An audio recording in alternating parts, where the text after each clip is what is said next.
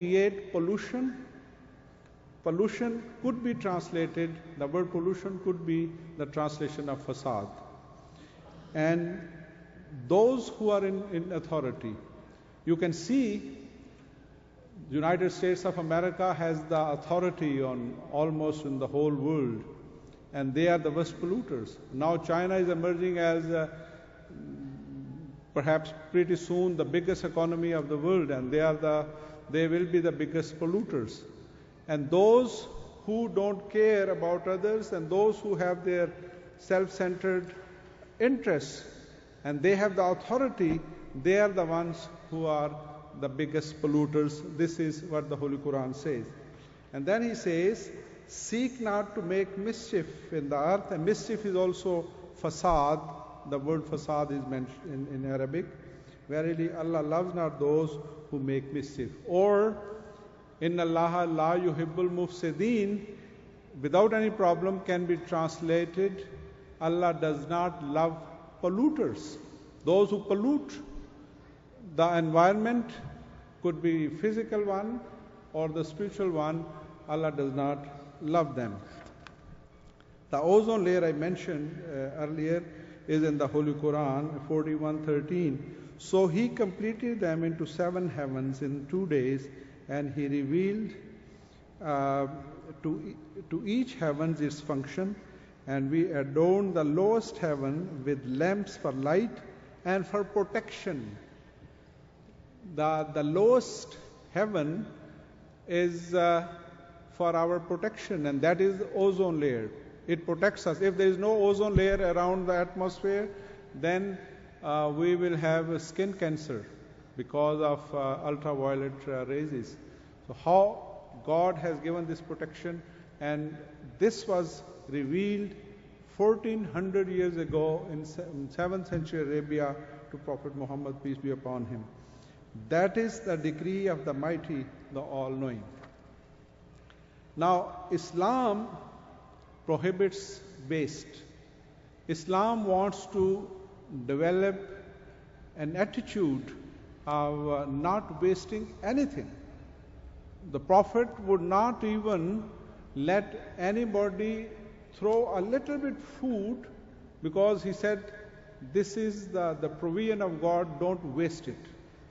And if you from our daily routine, you see how much food and how much other things are being wasted by individuals, by nations, by governments, and that is the main problem of pollution, and how we are creating so much garbage and so much dumps and so much problems of taking care of those problems.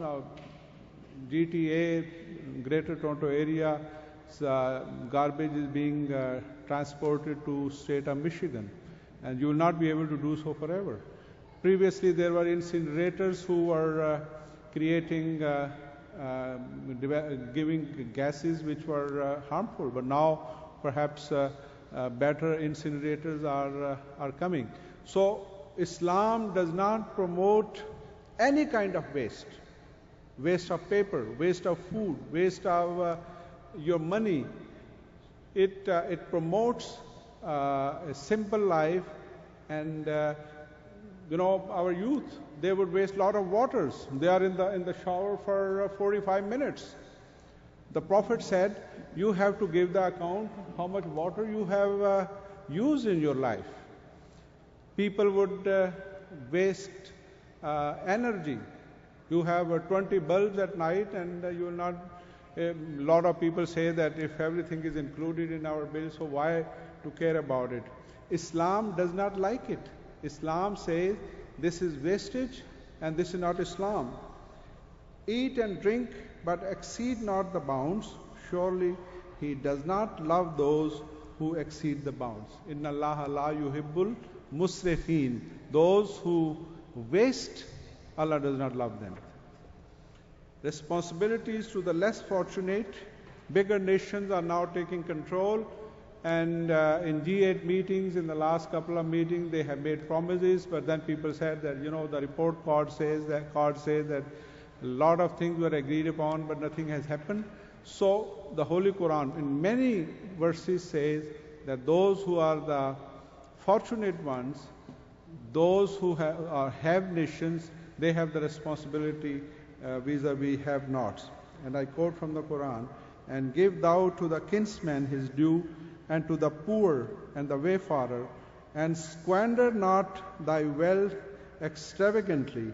Verily the extravagants are brothers of Satans, and Satan is ungrateful to his Lord." Now, what is the message of the Holy Quran? The message of the Holy Quran is that, okay, you lose hope. You say that now nothing can be done. We have damaged our planet. We have destroyed our planet. We have no future. Let us not do anything because now it's too late. In every respect, the message of the Holy Quran is hope. It says, "Say, O my servants, who have committed excesses against their own souls, despair not of the mercy of Allah." Despair not of the mercy of Allah. Surely Allah forgives all sins. Verily He is most forgiving, merciful. So, if this is not only in the spiritual world, but also in our daily works, if all the governments and heads of states, they say, okay, let us sit together and realize that what we have done was not right, and we try to do better, and if it is done sincerely, we might be able to find ways and means to fix this problem much earlier than we think. Because now people say, even if we start behaving, for next 100 years we will not see the result. But who knows, because of this pressure we will be able to develop new technologies and new ways of fixing this problem. So Allah says, "La taqnatu min rahmatillah," that don't despair from the mercy of Allah. The last slide is our responsibility as Ahmadi Muslim. We are a humble community. We are a small community. We have nothing, we have no power. We cannot do things as the big governments can do. But we have the prophecies of the founder of the movement that we are going to live for next 1,000 years. So at least we have this assurance from those prophecies that this planet Earth will not be destroyed in the next 1,000 years. And this is a good news for us. Let us get out and spread this message and tell people, don't worry, this planet is not going to die at least, this humanity is not going to die for at least 1,000 years. Let us sit together, let us try to do whatever we can wherever we are, and we all become responsible. I cannot change the world, I cannot change the policies of government of United States of America or China or Europe. But I can do one thing, that I can become responsible when I am using energy, when I am using water, when I am not creating garbage, when I am trying to do whatever I can.